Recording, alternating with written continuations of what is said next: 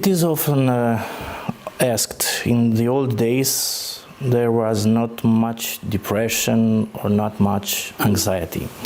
As society has evolved, depression and anxiety visits many more people. How can the phenomenon be explained? If you look at small tribes living in the jungle or out in nature, they don't have depression. So they must be doing something right. Now, let's take the word depression.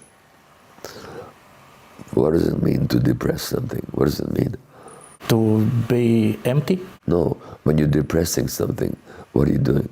Like when you're driving a car. When you're driving a car and you want the car to stop, what do you have to do to the brake?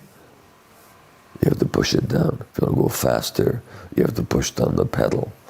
So to depress something means to push it down. Okay?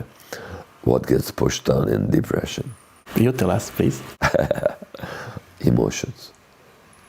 The depressed person feels flat.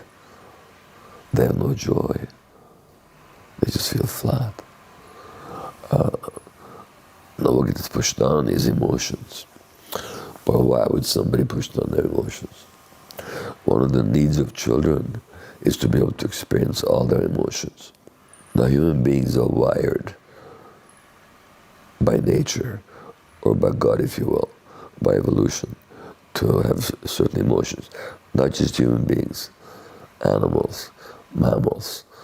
We share the same emotions, the same brain circuits for anger, for love, for playful joy, curiosity, fear, even panic, grief.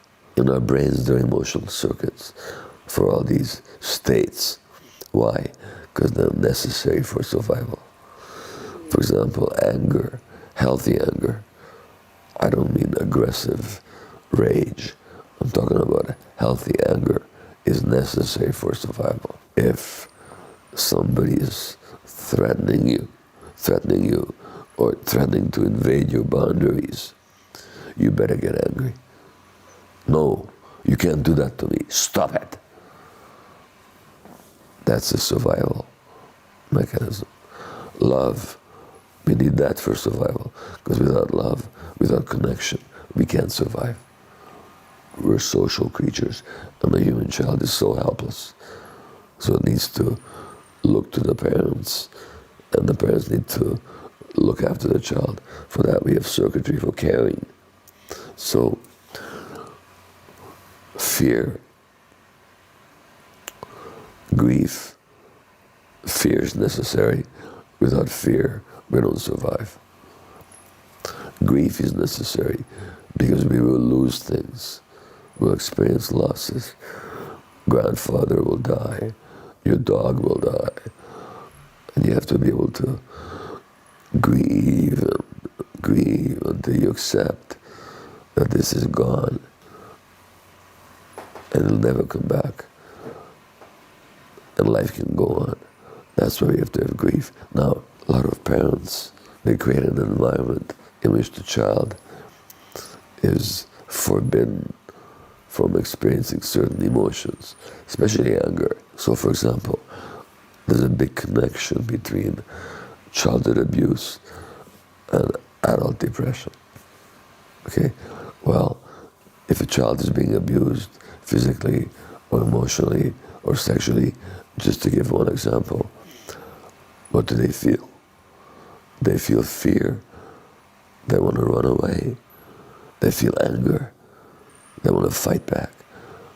Can a small child escape? No. Helpless. Helplessness is the key. Can a child fight back? No. What do they have to do with their emotions? Push them down. It's a coping mechanism. But once you push down these feelings, you lose them. And now you're flat. Furthermore, stress and trauma affect the biology of the brain. so that the brain circuits will be out of balance. So the causes of depression are events that happen to you, trauma. Some of adults that had a happy life in childhood gone to depression. Why that? No, they don't. They don't. They don't. I've had people who thought they had happy childhoods, and I say to them, "Are you willing to talk to me for 4 minutes?" It takes 4 minutes, and they find out that yes, they had happiness in their childhood, but they also had pain that they're not aware of. It's very easy. I've never met anybody yet where that wasn't the case. And I've done this hundreds of times. I mean, if there's somebody here who thinks they had a happy childhood, but then they had depression or addiction or any problem later on, I'm happy to talk with them. It'll take me 4 minutes.